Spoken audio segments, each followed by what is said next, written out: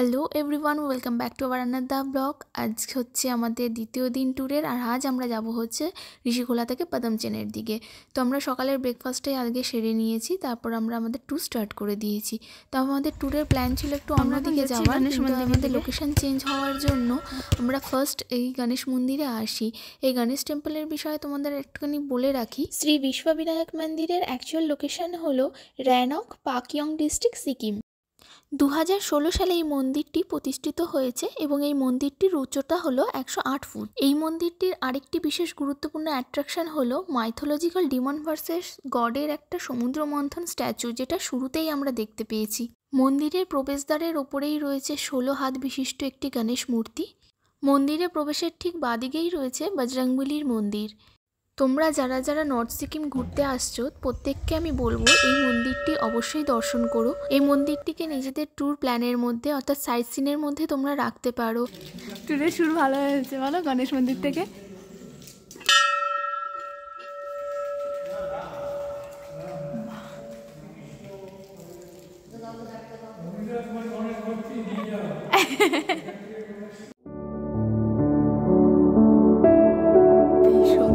ভীষণই সুন্দর।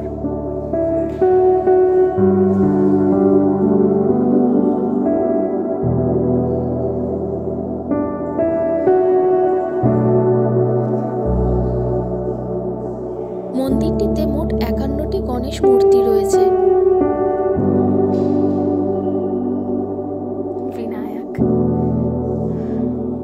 Vinayak because right সাইডে টাঙ্ক হয় বিনায়কের, এখানে ম্যাক্সিমাম সব রাইট সাইড টাঙ্ক।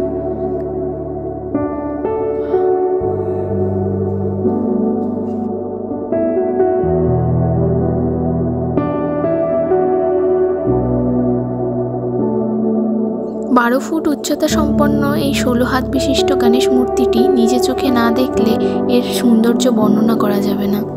মন্দিরের ওপর দিকে তাকালেই এই গম্বুজ দেখা যাবে, আর এই গম্বুজটা এমনভাবে তৈরি হয়েছে যে তার মধ্যে থেকে সূর্যের আলোটা মন্দিরের ভেতরে প্রবেশ করে মন্দিরের ভেতর আলোকিত করছে। মন্দির দর্শন করে আবার আমরা বেরিয়ে পড়লাম পদমচেনের উদ্দেশ্যে। ঋষিখোলা থেকে পদমচেন পৌঁছাতে সাইট সিন দেখে মোটামুটি এই 3 থেকে 3.5 ঘন্টা মতো সময় লেগে যায়। আমরা এখন কোথায় আছি?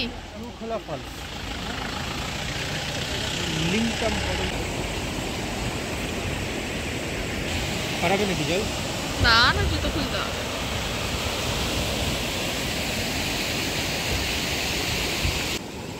তবে জলে না নামলেও হাত দিয়ে জলটা ধরে দেখেছিলাম, জল কিন্তু বেশ ঠান্ডা ছিল, আর সেই জন্যই জলে নামার সাহস পাইনি। আমি এখানে ফটোগ্রাফি আর ভিডিওগ্রাফি করতে ব্যস্ত ছিলাম, আর ভিক্টর ওইখানে চলে গেছে। কি করছো তুমি ওখানে? তুই দেখুন কোথা থেকে চলে যাচ্ছে। ওর আবার একটু নেচারকে কাছ থেকে ফিল না করলে হয় না, তাই জন্য উনি চলে যাচ্ছে ওইসব। ওয়াটারফলের এই সুন্দর দৃশ্য এনজয় করে তারপর একটু চা খেয়ে নিলাম, কারণ বাইরের ওয়েদার খুবই ঠান্ডা। তারপরে আমরা উঠে পড়লাম আবার গাড়িতে। এই ঠান্ডায় পুরো মাফলার টাফলার পরে পিছনে চলে গেছি। বাইরের ওয়েদার কিন্তু সত্যি খুব ঠান্ডা ছিল, আর এই ঠান্ডায় ভিক্টর ব্যাক সিটে চলে গেছে, কিন্তু আমি এইদিকে ঠান্ডাটাকে খুব এনজয় করছিলাম।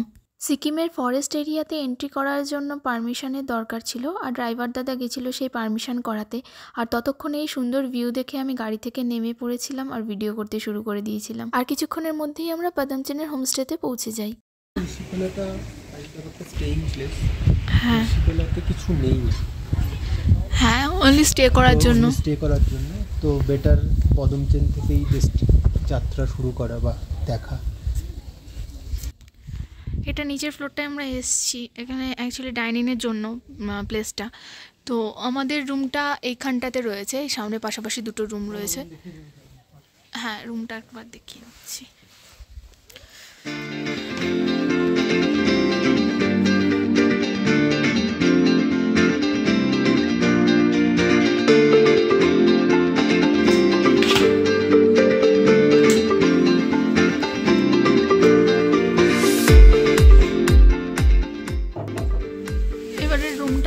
বেটার রয়েছে আগের থেকে। আগের ওখানে তো আমরা গিজারটাও পাইনি, বারবার গরম জলের জন্য বলতেও হচ্ছিল, সেভাবে আমরা বলিও নি যদিও। এটা ওয়াশরুম। এখন বাইরে ঘুরতে যাচ্ছি কিছুক্ষণ, জাস্ট ওয়াকে, লাঞ্চের পর। মানে ফুল একদম প্যাক হয়ে যাচ্ছি যাতে কোনো রকম ঠান্ডা না লাগে, কারণ বাইরেটা প্রচণ্ড ঠান্ডা, পুরো কুয়াশা ভর্তি হয়ে গেছে চারিদিকে। আমরা জাস্ট একটু ওয়াকে বেরিয়েছি, বিকেলবেলাটা হেঁটে নিই।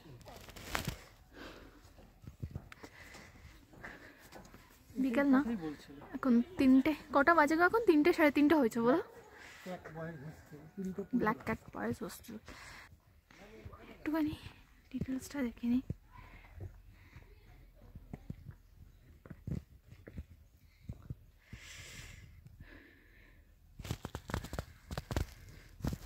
আমরা আছি ওই জায়গাটায়, মানে ওই কটেজটাতে রয়েছি।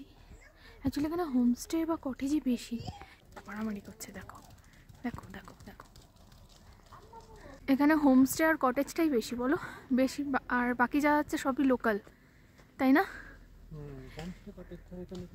হ্যাঁ, সেরকম কিছু নেই, রিসর্ট বা কিছু এ সমস্ত কিছু পাওয়া যাবে না থাকতে গেলে এখানে, মানে ভিলেজ এরিয়া তো হোমস্টে আর কটেজই আর কি ভরসা এখানে ঘুরতে আসলে। তবে একদিকে ভালো, বাড়ির মতোই পুরো খাবার দাবার আর সমস্ত কিছু। আমরা অনেকটা দূর এসে গেছি, কিন্তু কুয়াশাটা দেখো কত বেশি।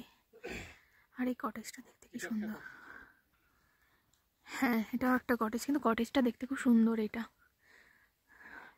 নেক্সট টাইম আসলে আমি এখানে থাকবো। ভালো করে নামটা তুলে নিয়ে যাচ্ছি। হ্যাঁ, ইস্ট সিকিম পদমচেনে আছি আমরা এখন।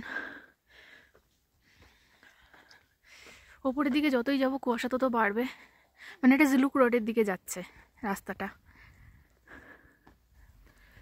খুব বেশি কিন্তু হাঁটাহাঁটি করিনি, কিন্তু তবুও যেন হাঁপিয়ে যাচ্ছি, কথা বলতে প্রবলেম হচ্ছে আসলে, নাকের ভেতর কুয়াশাটা ঢুকছে, ঠান্ডাটা।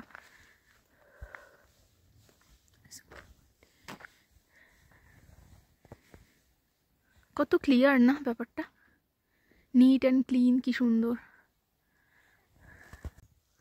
আমরা এখন অনেকটা দূর চলে এসেছি হাঁটতে হাঁটতে, আর এদিকটা পুরোটা ফগ ভর্তি হয়ে গেছে, মানে আর কিচ্ছু দেখা যাচ্ছে না, এতটা বেশি ফগ হয়ে গেছে।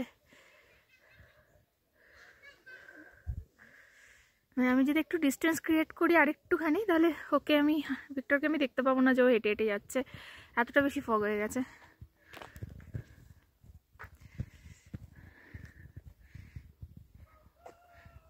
কিন্তু ভীষণ সুন্দর, ভীষণ সুন্দর।